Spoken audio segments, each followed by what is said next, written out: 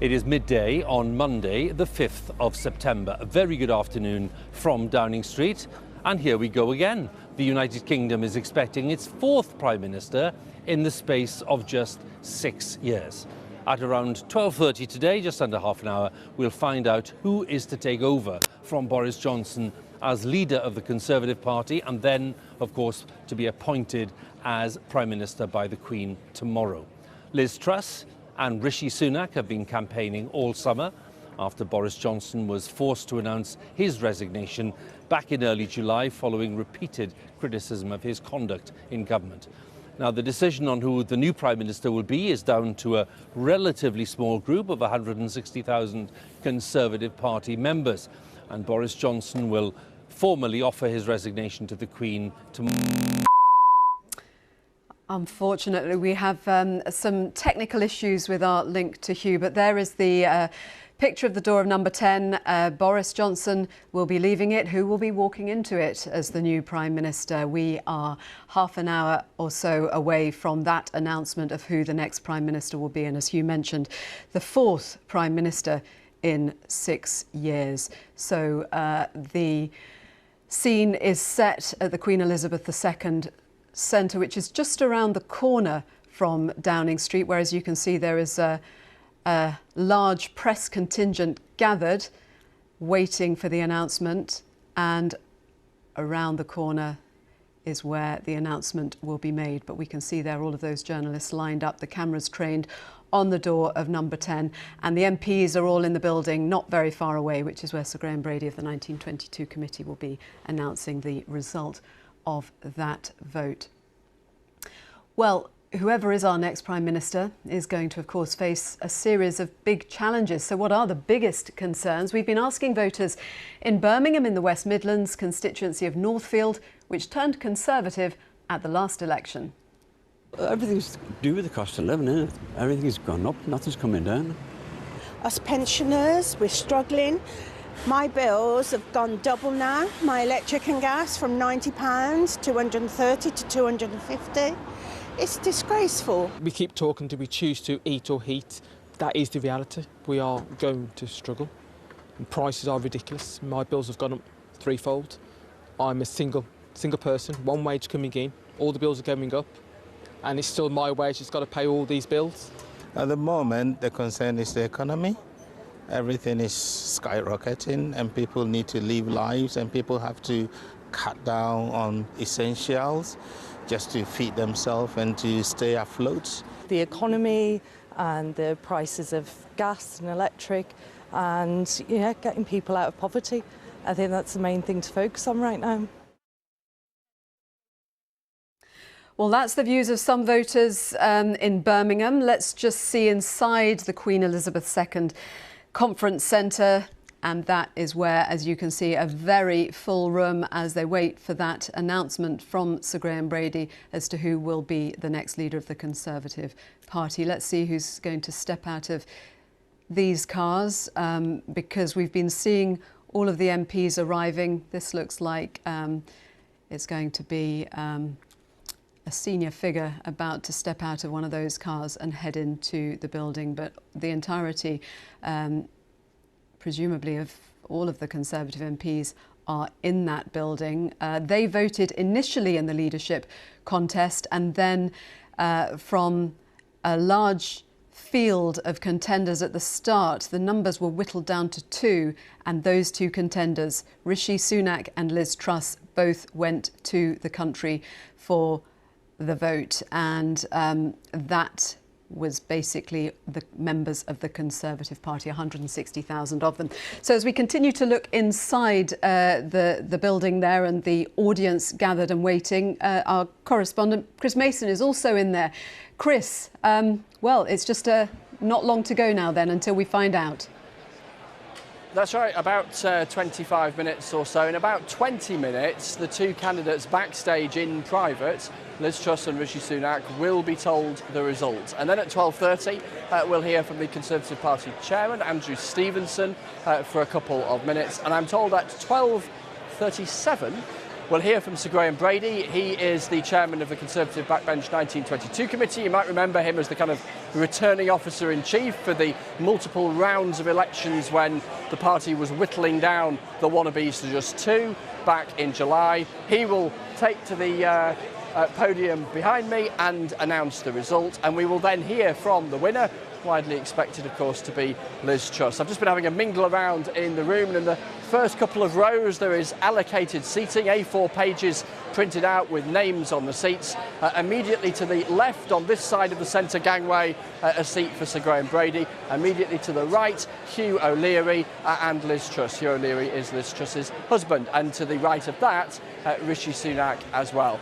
Senior figures beginning to arrive in the room, as you can see, and mingle around, plenty of whom are confronted by something of a question mark, a certain amount of jeopardy around their future careers. Will they feature in the new government of Liz Truss, which will take shape in the next couple of days? But never mind careers at Westminster, what really matters is what will that government do and how soon will they act on the big question of energy bills. And we do expect them to do something perhaps as soon as Thursday. Thursday is penciled in for this big announcement on support on energy bills. It's promised to be big, that's their language. Let's wait to see what they actually do.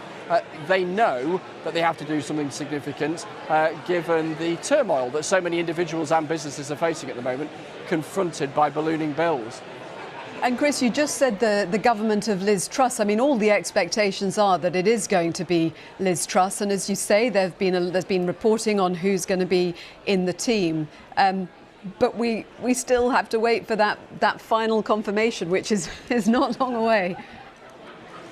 We do have to wait for that final confirmation. Were it to be Rishi Sunak, there is that old cliche, isn't there, about egg on face. There would be skipfuls of the world's greatest omelette landing on my head and plenty of others amongst the press pack and within the political parties, because when you speak to the two camps, and by the way, this has been the case for weeks and weeks and weeks, neither side were disputing that Liz Truss was going to win. There was an argument about the margin, and the margin will be crucial to look at. Is it as significant as some of those opinion polls?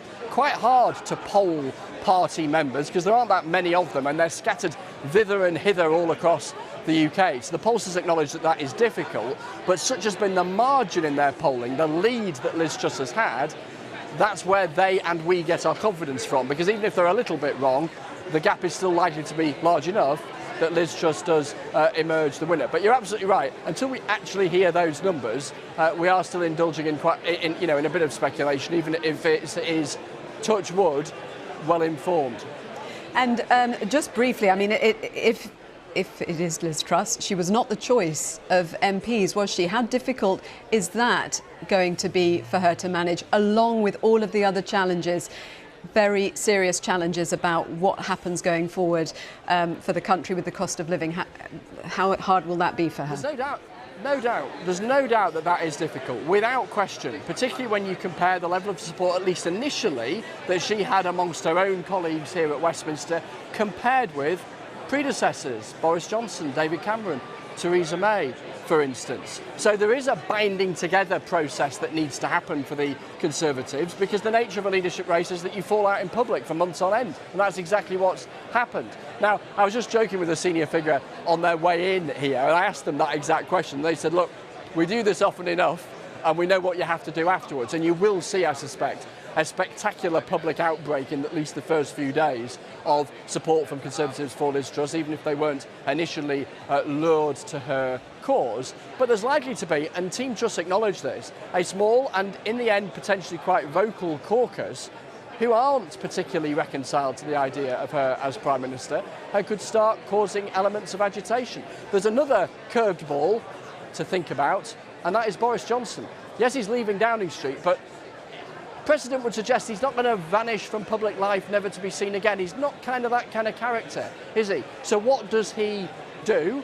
What does he say publicly I think we can expect to hear him defend what he regards as the central aspects of his record, the relationship with President Zelensky in Ukraine. Expect him to have a phone call with the president this afternoon whilst he is still Prime Minister. Levelling up, a big thing at the centre of Boris Johnson's agenda, perhaps less significant to the incoming government. So we will hear from him. And, you know, there have been Prime Ministers in the past who have been nervous about backseat drivers. He could be quite a backseat driver were he to choose to be. I suspect in the first instance he won't. I suspect when we hear from him tomorrow morning, he'll give a speech in Downing Street tomorrow morning before resigning as Prime Minister. He will also publicly emphasise, as he did in an article in the Daily Express over the weekend, that the party must come together. Easier said than done, though.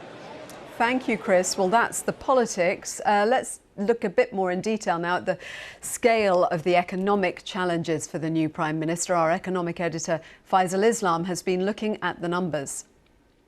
This is the economic reality, the picture facing the new Prime Minister. Inflation at 10%, heading for 15%, perhaps 20%, 5, even 10 times target.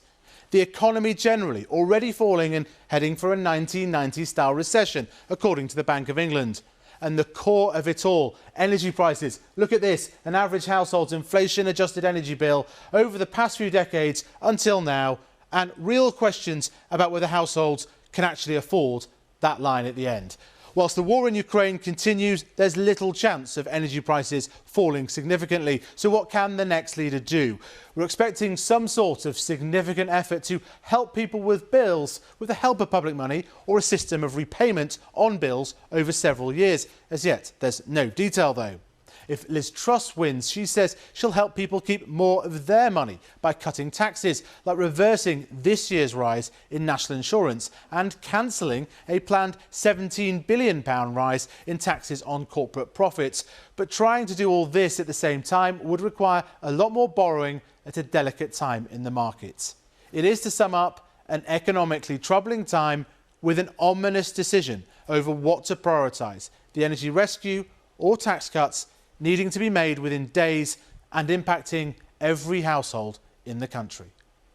That's our economics editor, Faisal Islam, with the scale of the economic challenges for the new Prime Minister. We can talk now to Paul Johnson from the Institute for Fiscal Studies, who's at College Green, right by Parliament. It's all unfolding very close to where you are, Paul. We're a quarter of an hour or so away from hearing who will be picking up the reins. And, of course, what we've been hearing from Liz Truss has been about her agenda of tax cutting, and more over the time has come into the mix about what she would potentially do on support for people with those energy bills. What's your view of how affordable what she's been saying is?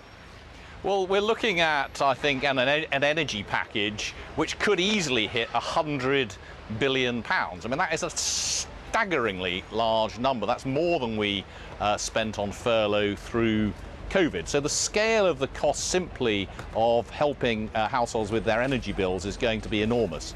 There's then going to be very big increases next year in spending on pensions and welfare because of high inflation, and big increases in spending on debt interest because debt interest rates are rising and because inflation is high.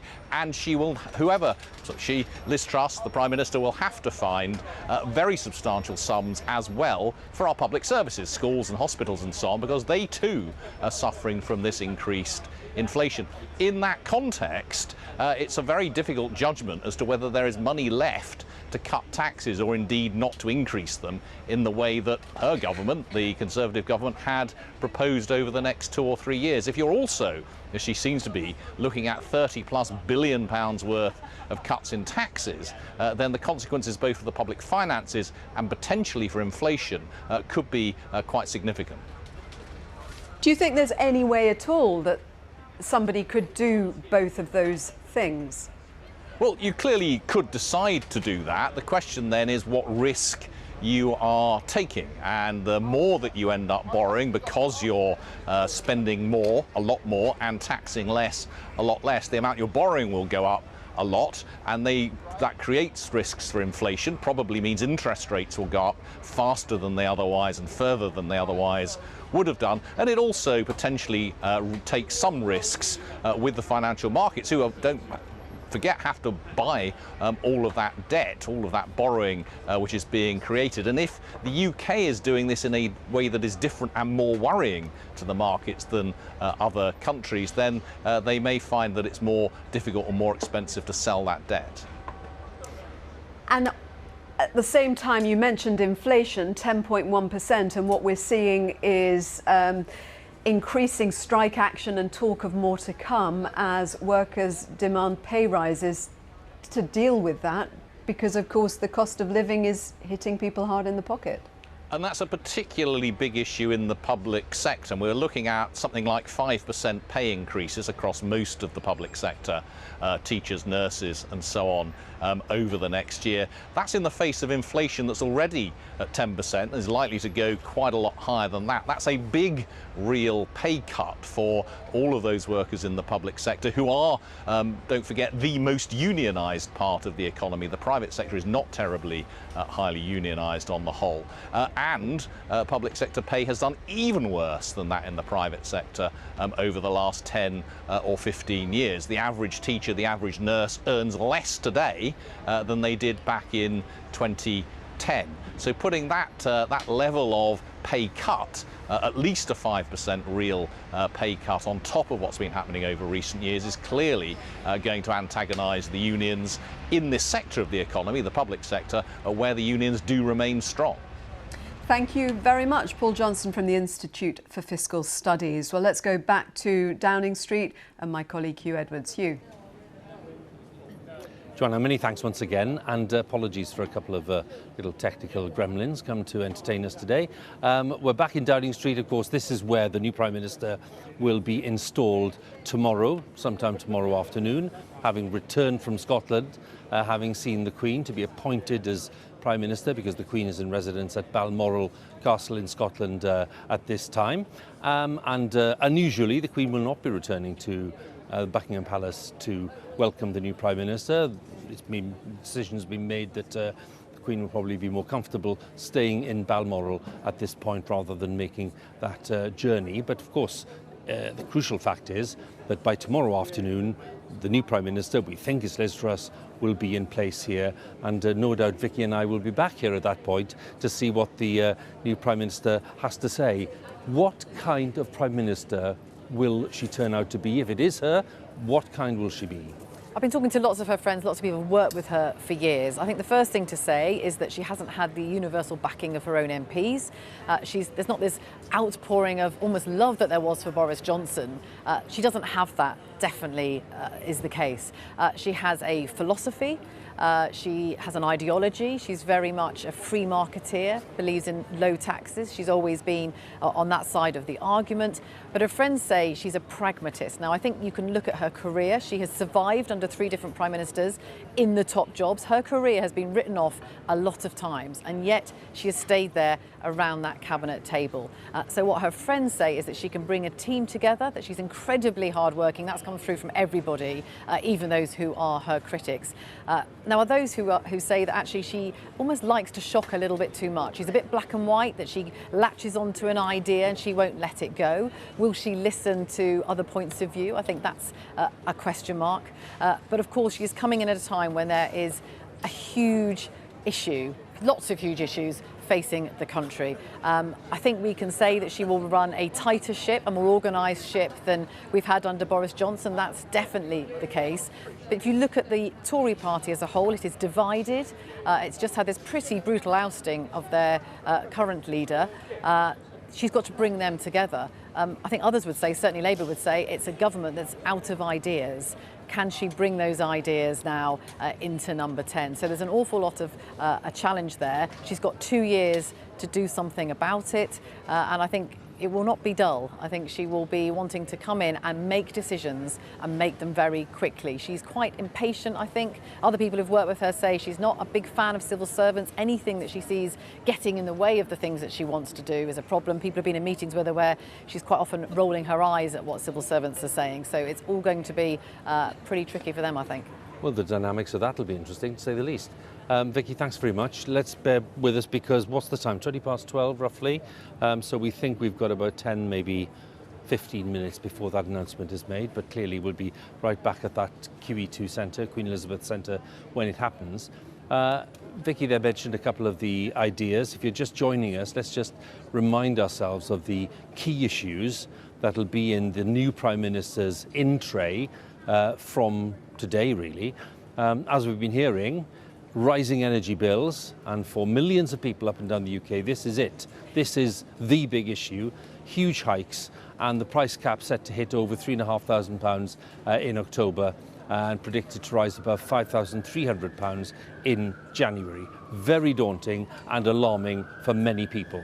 And then, of course, inflation, currently at 10%, unthinkable a short while ago, but showing few signs of slowing down.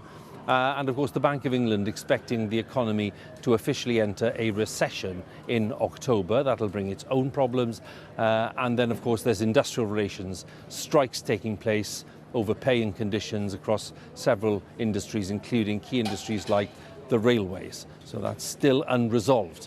And that's before you get to the health service. The National Health Service commanding lots of attention, understandably, a big backlog of operations and treatments because of COVID, and the challenges of the approaching winter, which always brings additional pressures. And then, of course, you have social care. The huge problem of funding social care, certainly in England and Wales, not being tackled as it has been to a great extent in Scotland. And how will the new PM tackle the war in Ukraine? If we look at the international landscape, there'll be continued support for the government in Kyiv, and there'll be a continued close relationship, we're sure, with President Zelensky. If we look at the aftermath of Brexit, we still have a migrant situation in the English Channel. More than 25,000 migrants have made that crossing in small vessels, mostly this year. There's no end in sight to that. And then, of course, we have the big question about the future of the United Kingdom. Scottish Government determined to hold an independence referendum next year. They've asked the Supreme Court, the UK Supreme Court, to decide on the legality of that. That's coming up in a few weeks. And in Northern Ireland, there is still no executive running matters. That's a long-running stalemate. And then following Brexit, of course, you have the issues around the Northern Ireland Protocol. That's to do with trading in Northern Ireland, setting out trading arrangements. And that's another matter that has to be tackled. And Liz Truss has been criticised, as have some others, for suggesting that parts of that protocol might just have to be overridden or ditched altogether if, as they put it, the EU doesn't change its approach. The EU, of course, says, well, hang on a second, you signed this deal in good faith. Boris Johnson signed it. It was meant to be a deal that was signed, sealed and delivered. You can't change your minds about that now. It's an international treaty. But that's the kind of argument that is still going on. Let's go back to the Queen Elizabeth Centre. Two Conservative MPs kindly joining us. We have Mel Stride, who backed Mr Sunak, Chancellor, and we have Alex Shelbrooke, who is a supporter of Liz Truss. Thank you both for joining us. Mel, can I start with you and ask you, first of all, how you think this is going to pan out today? Well, if you believe the bookies and the polls, then it's very likely that Liz Truss will emerge as the victor today and be our next Prime Minister. But, of course, we're not going to actually know the answer to that question until the announcement is made, so my fingers are crossed. And Mel, what is your reflection on the campaign? Has it been a campaign that you think has been a good advert for the Conservative Party? Well, personally, I think it probably went on too long. I think it could have been a shorter campaign. And of course, it was in two parts. There was the parliamentary stage in which Rishi topped the ballot, and then there was a membership stage, the results of which we're about to discover in a few moments. But I think it was an opportunity, at least, for the candidates to get out there, meet the membership, have the arguments, set out their stall for what they want to do if they are to be the next Prime Minister. But I think many of us, probably Alex included, will be pleased that we're now at least going to draw a line under the contest and get on with the business of governing now. Well, I can see Alex nodding. How confident are you at this point, Alex? Well, obviously, we've seen all the polls, we've seen the betting industry, and we've seen what members have been saying in our own respective parts of the world. So I think it would be an enormous upset if Liz wasn't to win, but we will find out in a few moments' time. And what kind of Prime Minister will she be in terms of tone and style? Let's leave policy to one side. Tone and style, if indeed she does win today. Well, of course, Liz has been Cabinet Minister longer than anybody in the Cabinet. She's been a Minister since 2012. There's a lot of people have seen Liz in action. And certainly in my role on the NATO Parliamentary Assembly, the reaction she gets around the world as Foreign Secretary has been very positive. People find her someone they can talk to, somebody who listens, somebody who has very clear views about what needs to be done, but somebody who's very willing to listen to people and form what she believes to be the right approach at the right time. In your view, Alex, what does she need to say if she does indeed win today? She has an opportunity to make a statement after the announcement by Graham Brady. What does she need to say? Because that message is not just for thousands of Conservative Party members. It's for millions of people watching, wondering who the new Prime Minister is and what she's likely to do. So how important is that initial message? Well, I mean, I'm not a speechwriter, but I mean, ultimately, she is going to become the Prime Minister, and that means we are governing the country. And I've known Liz for over 20 years, and I know she absolutely is committed to the service of our country, the service of our constituents, and as you outlined, Hugh, huge numbers of really massive issues in the inbox, and I think she'll make it crystal clear that she starts work straight away, and that she'll be working for the British people. Mel, a final point to you, given that, of course, we'll have the lineup of a new cabinet before too long. Does that cabinet need to convey the message that she's trying to unite the party? She's trying to sound more conciliatory than she has done, for example, at times during the campaign? And it's a very important point, Hugh. What we've got to do now is unite as a party. I personally am very committed to doing that, whoever wins this contest. And I think that needs to be reflected both in the Cabinet and also in the government more broadly. We need to have this as a meritocratic party in which all the talents are brought together. And I think if she does that, then she's got the very best chance of bringing us together as a parliamentary party. And let's face it, we've got an election in under 2 years now, and the real enemy here, who we've all got to focus on, is Keir Starmer, and heaven forbid some kind of hung parliament in which the SNP are involved. So people like Alex and I have got to get together now and fight that fight as a united party.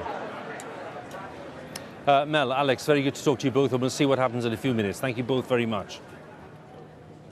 Well, two Conservative MPs there representing the two campaigns. That's the scene at the Queen Elizabeth II Conference Centre. It's just across the road from Westminster Abbey. It's right at the heart of Westminster, just a stone's throw from Downing Street, where I'm talking to you now. And of course, the world's media gathered there, along with members of the Conservative Party, along with ministers, cabinet ministers as currently stand.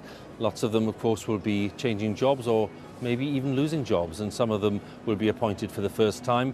Those backing Liz Truss especially, harbouring high hopes of high office in the days ahead. So we'll be back here at the Queen Elizabeth Centre for the announcement of the new leader of the Conservative Party and new Prime Minister very shortly. It'll be happening in just a few minutes' time.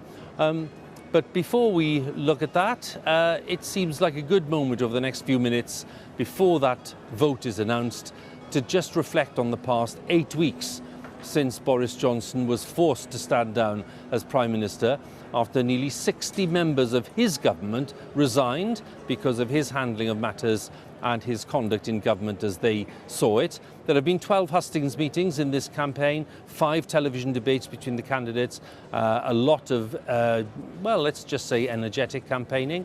It's not all been harmonious. That's the nature of campaigns. Let's take a look at how we got here. I want you to know how sad I am to be giving up the best job in the world. But them's the breaks. I can now announce the result of the ballot held this afternoon. Rishi Sunak and Liz Truss will be the candidates going forward to a final ballot of Conservative Party members.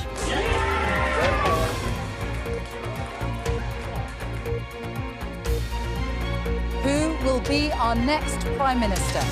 Your proposals would mean that we get this short-term sugar rush. Rishi, not something you've that I want just to put cause in for the anyone highest here. tax rate for 70 years. As she gets out the car, happy faces, big cheer, applause. Your Foreign Secretary, Liz Truss. Britain loves an underdog. Thank you, Wembley.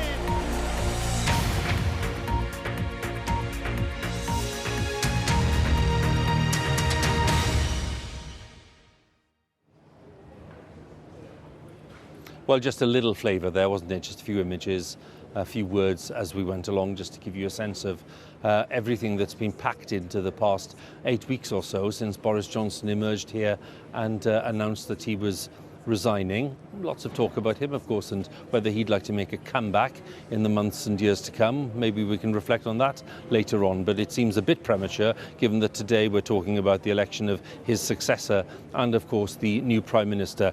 Timings, well, it's 12:30 now, isn't it? So I think we'll probably get to an announcement in about 5 minutes' time. Vicky Young is still with me, and Vicky, we'll just chat as we await this announcement.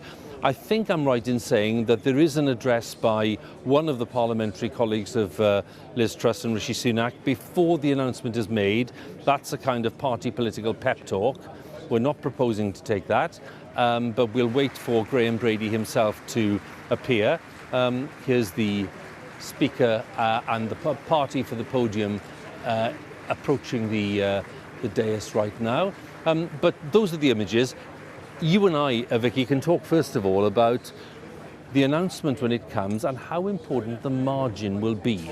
Because will people be right to be reading quite a lot into that margin in terms of what exactly the mandate that this new Prime Minister will have? Yeah, in some ways. I mean, don't forget, this is the Conservative Party membership, of Yes. course, you know, a very small select group. They get to choose. We'll get our say at a general election probably in a couple of years' time. I think actually, once the result is in, I'm not sure how much it matters. I think what is more important is her support amongst the parliamentary party. Remember, lots of her MPs have not, even now, come out publicly to back her. Now, that's quite unusual. If the party goes against what the parliamentary party wants, then that can cause quite a lot of difficulty. Now, some people will say Jeremy Corbyn, it happened to him. He had hardly any backing amongst his parliamentary party, but the membership loved him and went for him. And it can cause a lot of problems. She, of course, inherits a very healthy majority from Boris Johnson. So there shouldn't be too many problems in the parliamentary side, unless, of course, she tries to do things which they find very controversial.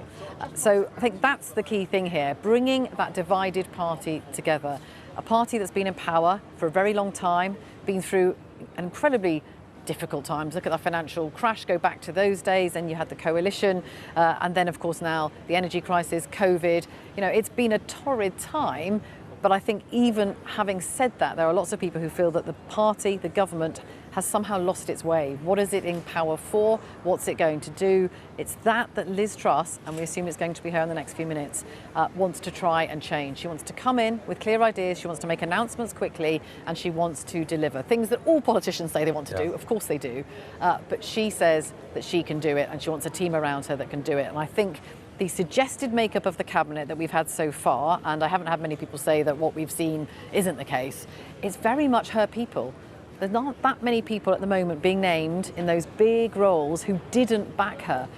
And some people think that's going to be a mistake, that she's not bringing in the likes of Rishi Sunak necessarily into a big role, or any of his supporters. Now, is that bringing the party together, or is that going to lead to further division? I think that is, another key issue about how this party and, of course, this government goes ahead and tries to tackle the problems that are coming.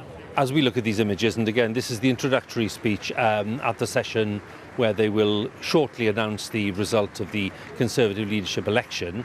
We expect Graham Brady to be stepping up within the next few minutes to give us the result. As we look at these images, Vicky, there'll be people watching thinking, how in touch are these people? They've been immersed in this internal battle.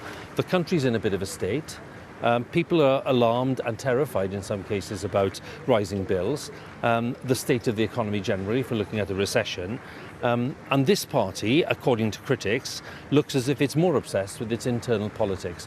Do you think that's a fair criticism? Or, put it another way, how aware are they of that criticism? I think they will be. I mean, of course, those who've been on the campaign trail have been immersed in all of that. But, they have constituents. They know what people are going through, and it's going to get worse. Now, it has felt self-indulgent. Of course, it has. The process is incredibly long.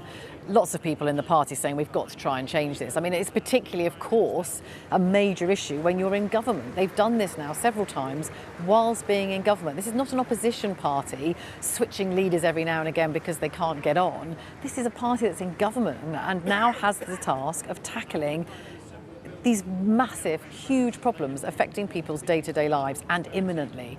And lots of people, Tories as well as others, have said that there should have been more done earlier. Now, they will say, look, Nadhim Zahawi, for example, the man who's currently Chancellor but won't stay in that role, he's been working on things, that the civil servants, that the government machine has been working on things, and they have been discussing it. You know, Liz Truss's team, of course, is not going to be announced and then come into it. And here we are, we can see them now coming forward, the two candidates, Liz Truss and Rishi Sunak.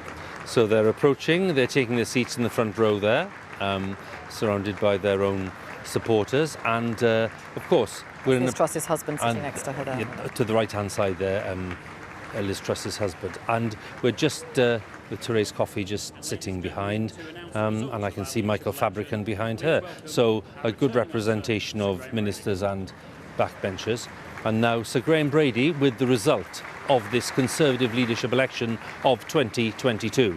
Thank you, Andrew. Good afternoon, everybody. On the 7th of July, the Prime Minister announced his resignation as leader of our party. The 1922 committee then organised 5 ballots over an 8-day period, concluding the part of the leadership election for which we have responsibility, and putting forward the candidates to the National Convention and CCHQ for the programme of hustings all over the United Kingdom and the ballot of the membership that has now concluded. I work closely with the board of the party, CCHQ and Civica Electoral Services to ensure that all qualifying members had the opportunity to vote and to ensure that our ballot was secure as well as free and fair. I'd like to thank the 1922 executive, and in particular my fellow officers, Naz Ghani, Will Wragg, Sir Geoffrey Clifton-Brown, Bob Blackman and Gary Sambrook, and our staff for all of their help and support, especially during the administration of the parliamentary rounds of voting. I would like to thank the party board and staff for all their hard work organising the hustings, which allowed so many members to see the candidates in action, whether in person or online. I'm grateful to CES for the professionalism with which they have dealt with the ballot in distributing, collecting and counting the votes, both online and by post. Finally, I want to thank all the party members who have taken this responsibility very seriously, all the candidates who put themselves forward for election, and in particular my colleagues Rishi Sunak and Liz Truss, who ran such excellent campaigns in the full glare of media scrutiny and who showed themselves to be outstanding candidates to be the leader of our party.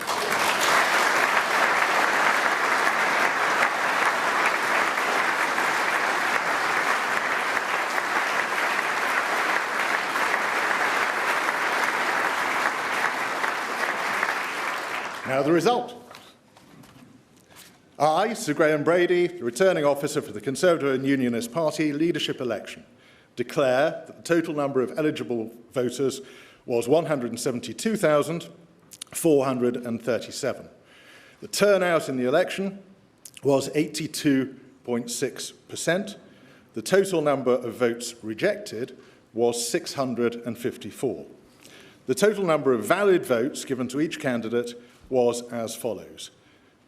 Rishi Sunak, 60,399. Liz Truss, 81,326. Therefore, I give notice that Liz Truss is elected as the leader of the Conservative and Unionist Party. We'll come up on stage.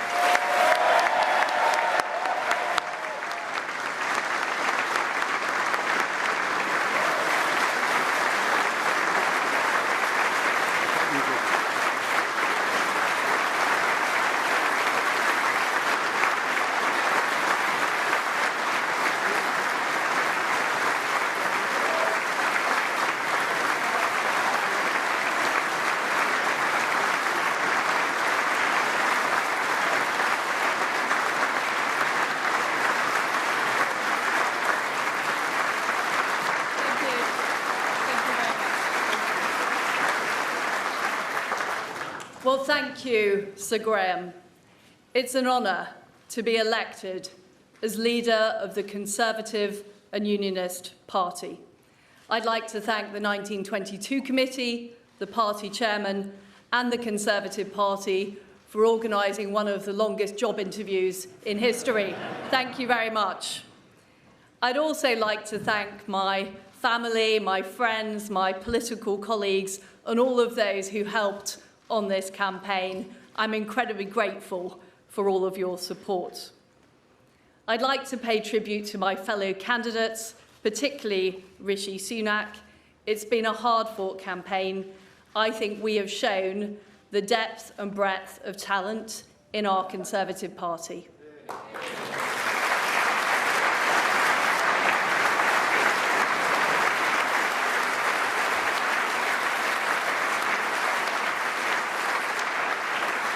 And I also want to thank our outgoing leader, my friend, Boris Johnson.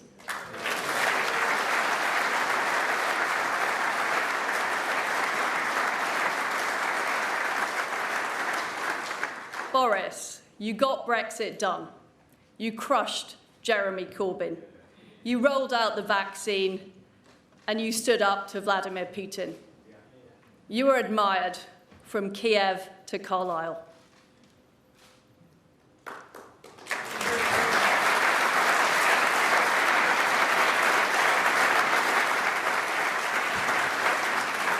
Friends and colleagues, thank you for putting your faith in me to lead our great Conservative Party, the greatest political party on earth.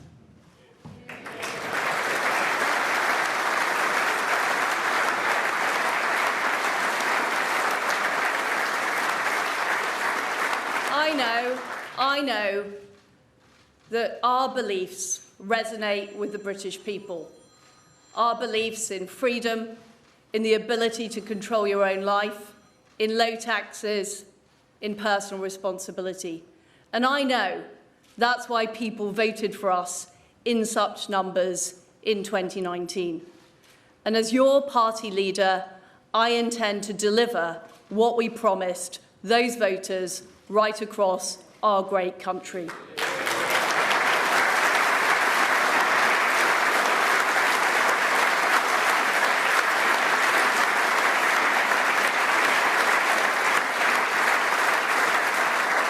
During this leadership campaign, I campaigned as a Conservative and I will govern as a Conservative.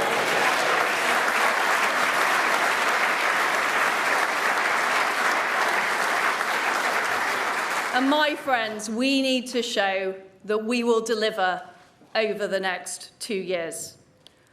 I will deliver a bold plan to cut taxes and grow our economy. I will deliver on the energy crisis, dealing with people's energy bills, but also dealing with the long-term issues we have on energy supply.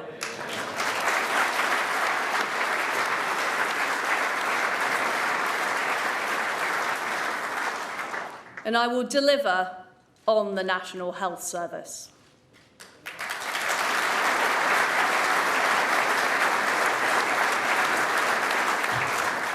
But we all will deliver for our country. And I will make sure that we use all the fantastic talents of the Conservative Party, our brilliant members of Parliament and peers, our fantastic councillors, our MSs, our MSPs, all of our councillors and activists and members right across our country.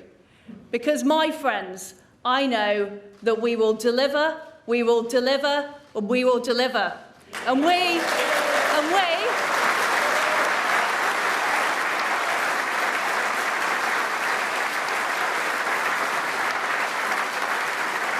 will deliver a great victory for the Conservative Party in 2024. Thank you. Thank you.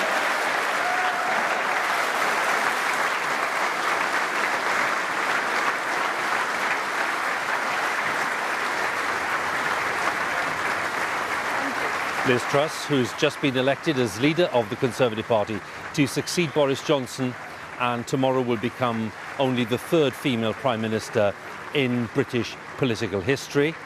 She's going to be Prime Minister at the age of 47. She'll be the 15th Prime Minister of the Queen's long reign. So Liz Truss, having told them that she's campaigned as a Conservative and will govern as a Conservative, delights the Conservative MPs and party members who are gathered here at the Queen Elizabeth II Conference Centre, and sets out just a few thoughts on what her priorities will be. So the crowd will rapidly depart, and Vicky Young and I are looking at these images.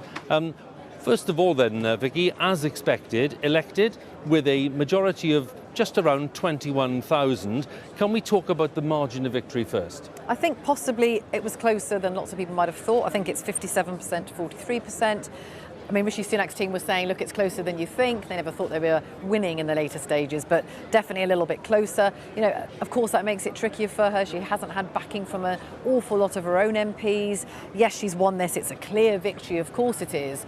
But it's not the same as her predecessors managed to achieve. Now, that will be quickly forgotten. She will become Prime Minister tomorrow. In some ways, none of that matters. But the backing of her own MPs, the cabinet she decides to put together, is all about bringing the Conservative Party back together, trying to heal those divisions. And as she says, they're talking about delivery. You can tell that that's going to be her big message. She wants to come in here and, you know, I think in a less than subtle way, say to people, I am going to deliver on things. I'm going to get things done. Maybe her predecessor could be accused of not doing that. Interesting. The tone was interesting. It was very assertive and it was very determined. And then secondly, of course, she did pick up one or two of the policy areas, including tax cuts. The strategy has been criticised by some economic experts and indeed by some of those backing Rishi Sunak as being an unwise course of action at this point in the economic cycle. She made a point, and Jacob Rees-Mogg there will be, of course, supporting this. She made a point of singling that out. So that doesn't sound like somebody who's going to be immensely conciliatory where it comes to the policies that she wants. Yeah, and I think that is obviously an issue for people like Rishi Sunak. Now, it doesn't sound like he's going to have a job in the cabinet. It is difficult for a lot of those MPs who have very publicly come out and said this is a mad idea to start cutting taxes at the moment. People need help with their bills. Now, she has said she's going to do both. How do you pay for that? That's the big question, of course. But, you know, she's somebody who is on that wing of the party where they believe in giving people more of their own money rather than taking it and giving it back in what they would call complicated ways. But she's coming in at a time when people are clamouring for help after the COVID pandemic, the furlough scheme, which we thought would probably never be replicated. The idea that you pay millions of people to stay at home and not work, to keep businesses open.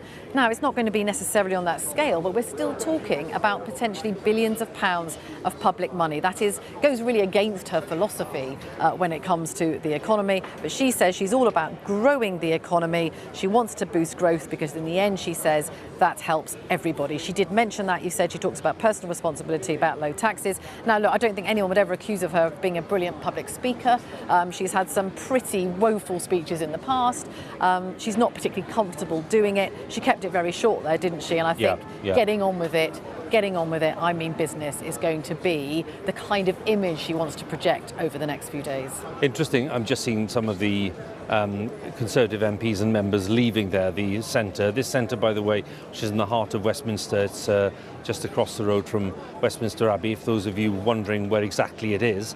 It's not too far from Downing Street where we are now, just a few minutes walk.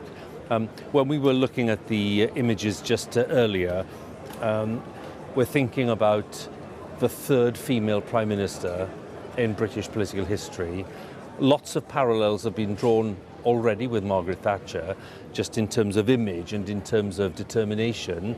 Not so many with Theresa May, but I suppose the thing that the three of them have got in common very clearly is the work ethic. The three of them clearly share that, and they are very hard workers. Yeah, it is what everyone says about them, whether they are supporters or detractors. They do say that about them. And someone said to me, you know, that Liz Truss has been very much mocked for her Instagram, for her official photographer, for some of those images, you know, to what blouses she wore, standing on the tank, you know, the fur hat in Russia, all of those things which people said she was just aping and trying to channel Margaret Thatcher. Now, what someone did say was, regardless of all of that, yes, the similarity is much more that you're going to find Liz Truss going around Whitehall, popping up next to someone's desk and saying, what are you working on? What have you achieved? And what are you going to deliver? So that's where people say that there might be some similarities. Other people have said, look, she is nowhere near like Margaret Thatcher. But I think the other similarity is both written off, actually, at the beginning of their premierships. You know, no one thought Margaret Thatcher was going to be the person that took over the leadership of the Conservative Party. She came in and people were talking about her demise right at the beginning. And that is very similar. Liz Truss, the expectations are pretty low. There are people who say she's not been a particularly brilliant cabinet minister. She has survived under various prime ministers in turbulent times. Some would say that's because she is incredibly ambitious and she changed her mind on things like Brexit in order to stay in with the flow and the way that things were going. But, you know, she had a terrible time at Justice. That didn't work out at all. She is unproven in many ways. And she is coming in at a time when there are massive challenges for the country and people will be looking to her to deliver and to do that pretty rapidly. Well, we'll have plenty of time during the course of the day to talk about the challenges, and as we were saying earlier, for those of you watching at home, we'll be back tomorrow certainly, because the new Prime Minister will be accepted by the Queen, will be invited to form a government by the Queen. That'll happen at Balmoral Castle in Aberdeenshire, the Queen's Scottish estate, and that's something that's already been arranged. Boris Johnson tomorrow will visit the Queen, tender his resignation, and then within a few minutes we'll see Liz Truss, now the new leader of the Conservative Party, being invited by the Queen to form a government, after which Liz Truss and the team will come back here to Downing Street, and we expect the new Prime Minister to make her first statement as Prime Minister in the street here, in line with tradition. Vicky and I will be here to see what she's got to say. And of course, one of those people keeping an eagle eye on all of this is the leader of the opposition, the Labour leader, Sir Keir Starmer, who's taken some heart from the fact that Labour, in the opinion polls at least, has been doing rather better in recent months and has been making far more confident noises. Of course, now this changes a lot. The political landscape is now changing. Labour and the other parties will have to respond to that. Well, we've already had this statement from Sir Keir, who wanted to respond to the election of Liz Truss. Well, we've heard far more from the latest Prime Minister about cuts to corporation tax over the summer than we have about the cost of living crisis, the single most important thing that's bearing down on so many millions of households. And that shows not only that she's out of touch, but she's not on the side of working people. So she needs to deal with the cost of living crisis, she needs to deal with the fact the NHS is on its knees, and she needs to deal with the collapse of law and order. And there can be no justification for not freezing energy prices. There's a political consensus that that needs to happen. She needs to answer the question, how's she going to pay for that? Labour have been clear, it needs to be a windfall tax on oil and gas companies. So she needs to show that she actually understands and can meet the challenges that are there after 12 years of failure of this Tory government. That was Sir Keir Starmer, the leader of the Labour Party, the leader of the official opposition. Vicky is still with me here, Vicky Young, our deputy political editor. He went through a list there of things that he thinks are challenges. No surprises really, but he went straight for them. He's clearly very focused. We'll get a sense of that on Wednesday, won't we, when it's the first head-to-head between Sir Keir and the new Prime Minister. Yeah, that's right. It all happens very rapidly, doesn't it? So Liz Truss becomes Prime Minister tomorrow. She will appoint her cabinet. They are likely to meet on Wednesday morning. And then she has to face the leader of the opposition at Prime Minister's questions, of course, something that she hasn't done. And for opposition parties, you know, this is a challenge. It's a moving target, isn't it? You know, Boris Johnson, they thought they had the measure of him. The Liberal Democrats would certainly say they felt that Boris Johnson was handing them a pile of votes, particularly in lots of those by-elections that we heard about. And, you know, they now have to change their attack line, if you like. You know, a lot of them would have assumed that it might be Rishi Sunak who was going to be the next Prime Minister. Certainly Keir Starmer talked a lot, attacked the former Chancellor a lot, but it's actually going to be Liz Truss. So they'll be working out what they need to do, and they will be, of course, trawling through all the things that she's ever said. And I think her latching onto tax cuts is going to be the thing that they want to look at. They are looking for a lot of help for for households and businesses when it comes to the energy crisis. And so that's why she, I think, wants to come out very, very quickly with what she's going to do. We know they've been working on it. She is not just starting now. She has been working on this for quite some time, and she will want to come forward with those announcements pretty rapidly. Is it possible she'll want to share some of those before Prime Minister's questions on Wednesday so that she might have something to say rather than just be in defence? Yeah, I mean, she would have to, I presume, go past her cabinet and talk about it with them first, but I would have thought she will want to come out and have something to say at that point. I mean, you know, it's a moment where I think we can expect, even those Tory MPs who didn't back her, that will be a moment when I think they will then, you know, look at who their real opponent is, and the real opponents are sitting opposite. So for a while at least, she will have them on side. How long it lasts, though, let's look at the the recent history of the Tory party. They haven't been known to be that loyal to some of their leaders, and there are certainly people in the party who will be appalled that Liz Truss is now their leader and the Prime Minister. You mentioned civil servants earlier, and of course we're here in Downing Street. The British Civil Service, respected around the world for the most part, and certainly quality of people traditionally working in these offices. They'll be looking on with interest because, of course, she hasn't always been complimentary about some of the people working in the civil service, and yet they are now expected to deliver on what could be quite a controversial, radical package of measures. How is that chemistry going to work when they greet her, as they normally do, when she enters number 10 tomorrow afternoon? Well, look, there's a certain amount of trepidation. They have been, of course, having talks. I think they feel that her team is pretty well organised, that there are ideas, they do know what they're doing, and they very much see that she is going to run a tighter ship than Boris Johnson did, but some would argue that wouldn't be too difficult. But over the years, I've known people who've sat in meetings with her. She's rolled her eyes at civil servants who've maybe challenged what she wants, maybe argued against what she wants. But her friends say, look, she is willing. Well, there's one. Now, let's face it, he's probably on the same page as her when it comes to all of that. He is tipped to stay. Potentially in cabinet. He very much on the ideological side agrees with her about all of that. But yeah, I think the civil service will have a tricky time with her. I think she wants them to deliver. She won't want to hear reasons why she can't do things. But in the end, they do have to work together. She has talked already, some of her team, about slimming down the number of people that work in these places. My experience is when they get into number 10, they don't want to slim down how many people are working for them. They actually want more people supporting them. I think we've just got a couple of minutes before the end of this part of the broadcast, Vicky.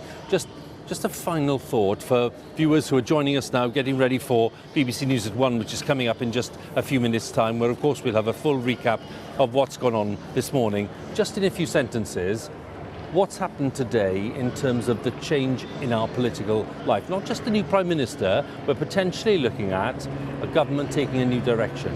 Yeah, that's right. She has a strong philosophy. She is very much a tax cutter. She talked there in a very short speech. She talked about tax cuts. She talked about personal responsibility. She's very clearly coming from one direction, but she's coming in at a time when the demands are huge, and actually people will be looking as to whether she is a pragmatist. Her friends say that she is. OK, Vicky, many thanks. Thanks for your company again today. Vicky Young, our Deputy Political Editor. BBC News at 1 coming up, and of course, coverage continues on BBC News. But for now, from Downing Street, thanks for watching and goodbye.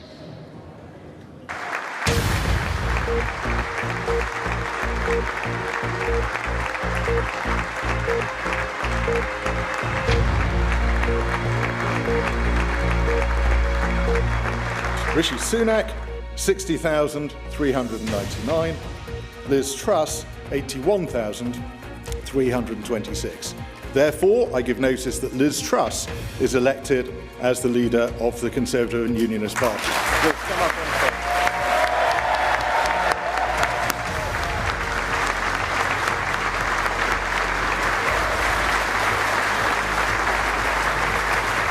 It's an honour to be elected as leader of the Conservative and Unionist Party. We need to show that we will deliver over the next 2 years. I will deliver a bold plan to cut taxes and grow our economy. I will deliver on the energy crisis, dealing with people's energy bills, but also dealing with the long-term issues we have on energy supply. and we will deliver a great victory for the Conservative Party in 2024. Thank you. Thank you.